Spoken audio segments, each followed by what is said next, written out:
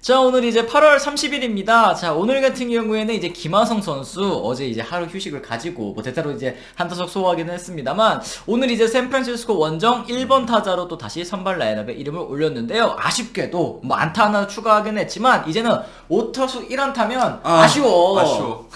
5타수 1안타면 아쉬워. 더 잘해야 돼. 그러니까요. 이 마지막 타석에 1안타가 홈런이면 인정. 그건 인정이죠. 그게 아니면 무조건 아쉽다. 맞습니다. 네. 오늘 마지막 타석에서도 좀 잘 맞은 타구였는데 너무 퍼올리는 바람에 또 이 김하성 선수 안타는 연결되지 못했습니다만, 어쨌든 안타 하나를 또 추가를 했고, 뭐 다들 아시겠지만 7월 타율이 3할 1푼 4리, 뭐 메이저리그 진출 이후 처음으로 월간 타율 3할 돌파한 이 달이었잖아요. 그렇죠. 근데 이제 8월도 돌파가 좀 거의 유력한 상황입니다. 그렇습니다. 어제 기준으로 했을 때 여전히 3할대 타율을 유지하고 있었던 김하성 선수의 월간 타율인데 두 달 연속 3할이 넘고 있는 김하성 선수의 타율. 네. 근데 사실 세이버매트릭스, 특히 이제 스태캐스트 도입 이후에 타구 지표에 관심이 많으신 분들이 항상 저한테 하는 질문이 있어요. 타구 지표를 보면 지난해랑 크게 달라진 게 없는데 왜 김하성이 잘하느냐. 그래요. 제가 이제 띄워드리기는 하겠지만 이 김하성 선수 여전히 이제 타구 관련 지표들은 살짝 좀 시퍼렇습니다. 이게 지난해랑 비교해서도 이제 크게 좀 차이가 없는 그런 상황인데, 뭐 평균 타구 속도도 좀 줄었고 발사 각도는 뭐 3.1도 늘었습니다. 이것도 이따 말씀드릴게요. 여기다가 배럴 타구도 뭐 비슷해. 하드히트도 뭐 오히려 줄었어. 이러니까 보니까 뭐 하위 6%, 하위 20%, 하위 9% 이런데 대체 왜 잘하는 것이냐, 이런 얘기를 좀 저희가 해볼 수 있을 것 같습니다. 사실 발사 각도 같은 경우에도 평균을 보면 안 돼요. 예를 들어서 이 팝플라이 같은 경우에는 발사 각도가 40도 이상 나오기도 하는데, 그 팝플라이가 쌓이면은 그냥 발사 각도가 높아 보이는 거지, 사실 중요한 거는 이 배럴성 타구를 얼마나 더 많이 때려내는가 아니겠습니까? 그렇죠. 근데 배럴 타구를 보더라도 사실 그렇게까지 차이가 없고 한 상황이다 보니까 제가 좀 자세히 설명을 해보려고 합니다. 그래요. 이랬을 때는 이 타구 지표는 크게 달라지지 않았는데, 이 타구 지표에 기반해서 나오는 기대 성적이라고 하죠. 이제 X 지표들은 모두 상승했습니다. 자, 보시면 이 기대 타율은 2할 9리에서 2할 4푼 7리, 뭐 3푼 8리가 올랐고, 네. 기대 장타율 같은 경우도 0.309에서 0.367, 0.058이 오른 그런 상황인데, 기대 가중 출루율도 마찬가지입니다. 늘어난 게 거의 0.044, 그러니까 4푼 4리가 늘어난 상황입니다. 그러니까 타구 지표는 같더라도 김하성 선수의 기대 성적은 올라간 걸 여기서 확인할 수가 있죠. 대체 그럼 이게 왜 그런 것일까? 저희가 좀 더 자세히 한번 좀 알아보도록 하겠습니다. 뭐 많은 이 대에서 다뤘던 거지만 역시 김하성 선수의 약점이었던 패스트볼 대응 능력이 상승된 거, 이거부터 짚어야겠죠. 맞아요. 이 패스트볼 타율이 일단은 지난해 2할 3푼 1, 2에서 2할 7푼 4리로 또 크게 발전을 했고요. 장타율 역시 마찬가지입니다. 그렇습니다. 3할 6푼 9리에서 이 4할 1푼 6리까지 이 늘어난 걸 확인할 수 있습니다. 그러다 보니까 패스트볼에 대한 이 기대 득점 이 수치를 살펴보면 마이너스 7점에서 플러스 7점으로 크게 상승을 했습니다. 맞아요. 그러니까 이제 패스트볼 대응 능력이 좋아졌다라는 것은 저희가 이제 방송에서도 한번 다뤄드렸었는데, 이 브레이킹볼 대응 능력도 같이 좋아졌다라는 것은 또 그동안 좀 주목을 못 받았던 것 같습니다. 그렇죠. 그리고 지난 시즌에도 패스트볼에 대한 약점이 너무 부각되다 보니까 지난 시즌 브레이킹볼에 대한 약점은 두드러지지 않았던 것 같습니다. 지난해 브레이킹볼 상대 타율이, 정확하게 슬라이더 상대 타율이 1할 5푼 7리밖에 되지 않았어요. 근데 올해는 2할 4푼 4리로 무려 이 타율로 치면은 8푼 7리가 증가했으니까 패스트볼 증가폭보다 오히려 큰 것을 확인할 수가 있습니다. 그래요. 여기에 또 저희가 가져온 스탯, 이 풋아웃 퍼센트라는 게 있습니다. 이 풋아웃 퍼센트가 23.3%에서 11.8%, 거의 이제 절반으로 줄어들었는데, 네. 요 풋아웃 퍼센트 뭡니까? 이 투 스트라이크 상황에서 상대 투수가 결정구를 던졌을 때 다음 공에 아웃을 당하는 비율입니다. 이게 23.3%에서 11.8%로 줄어들었다는 거는 이제 쉽게 투 스트라이크를 잡힌 이후에도 아웃을 당하지 않는다는 점이에요. 뭐 커트를 하거나 아니면 뭐 인플레이를 하거나 이러는 빈도가 더 늘어났다는 그렇죠. 뜻이죠. 아니면 참아내거나 하다 보니까 이 항상 타자들의 스탯에서 최근에 과소평가를 받고 있는 게 전통적으로는 많이 봤었던 볼삼비입니다. 그러니까 타구 지표 같은 경우에는 사실 거푸 유형 선수들이 높을 수밖에 없는데, 거푸 유형 선수들이 다 잘하는 건 아닌 걸 알 거예요. 아실 거예요. 왜냐면 애초에 인플레이가 나오지 않으면은 타구 가끔 치는 타구는 질이 좋다고 하더라도 타석의 절반이 삼진이야. 그러니까 생산력이 이 타구에 비해서 적을 수밖에 없다. 그렇죠. 이 타구가 나왔을 땐 좋은 거 맞는데 애초에 타구가 많이 나오지 않으면 그 타구질이 아무리 좋다고 하더라도 생산성이 있을 수가 없는 거죠. 근데 볼넷이 늘어나고 삼진이 줄어들면 기본적으로 인플레이 타구가 많이 증가를 하면서 그리고 아웃을 덜 당하게 되는 거잖아요.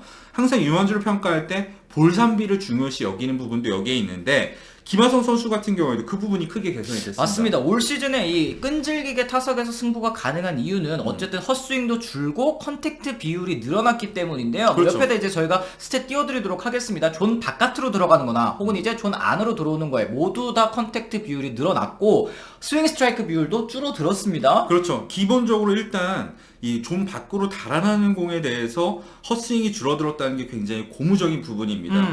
지난해 같은 경우에 62.5%밖에 안 됐었는데 올 시즌은 68.1% 거의 70%에 육박을 하면서 상대 투수의 유인구에 웬만하면 아웃을 당하지 않게 됐습니다. 맞습니다. 이 대응력이 좋아졌다는 거고 허무한 아웃이 줄어들었다는 거니까 이게 곧 좋은 타석이 나올 확률도 늘어났다. 뭐 이렇게 좀 해석을 할 수 있을 것 같네요. 그렇죠. 기본적으로 타석당 삼진 비율도 그러다 보니까 23.8%에서 17.4%. 많이 줄었어요. 네, 마이너스 6.4%포인트가 줄어들었으니까 지난해 김하성 선수는 사실 거포 선수가 아닌 유형치고는 삼진이 많은 선수였는데 올해는 메이저리그에서도 이 순위권에 들 만큼 베이스볼 서번트에서 빨간색으로 나올 만큼 좋은 볼넷 이 삼진 비율을 유지를 하고 있고 볼넷 비율 역시 7.4%에서 9.2%로 상당히 증가한 걸 확인할 수 맞습니다. 있습니다. 이러다 보니까 이 타구를 인플레이 시키거나 혹은 이제 아웃당하지 않을 확률이 8.2%포인트 증가했다라고 이제 볼 수 있는 건데 그렇죠. 이게 뭐 출루율로 따지면 거의 뭐 8푼 1리가 올라간 뭐 1할 정도가 올라간 출루율이 지난해보다 그러다 보니까 좋아질 수밖에 없었다.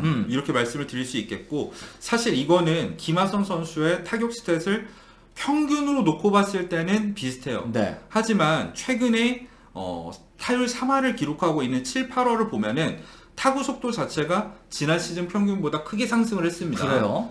7월 타구 속도는 88.7마일, 8월 타구 속도 역시 88.4마일입니다.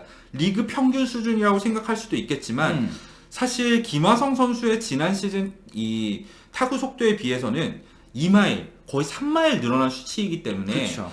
김하성에게는 굉장히 유의미한 타구 속도 증가라고 할 수 있겠어요. 그러니까 이 정도만 쳐도 김하성 선수는 타율 3할은 나온다는 뜻이기 때문에 네. 이 타석에서의 접근법 그리고 이제 좀 리그에 적응하는 모습이 드러나고 있다 서서히 뭐 이렇게 좀 해석을 할 수 있을 것 같습니다. 맞아요. 하드히트 역시 7월에 46.6%로 거의 50% 육박했었고 8월에도 34.2%로 시즌 평균을 훨씬 웃돌고 있는 김하성 선수의 이 타구 질입니다. 그래요. 이게 결국에는 시즌을 치를수록 또 좋아지고 있는 이유라고 할 수 있겠고 역시 김하성 선수가 뭐 오프 시즌에도 그렇고 시즌 도중에도 인터뷰를 한번 했었잖아요. 제일 어려운 게 매일매일 새로운 투수를 상대하는 게 제일 힘들었다 이런 얘기 하지 않았습니까? 지난 시즌 같은 경우는 그렇죠. 김하성 선수가 새롭게 진출한 선수다 보니까 메이저리그 투수들 한 명 한 명이 새롭게 만나는 선수들이에요.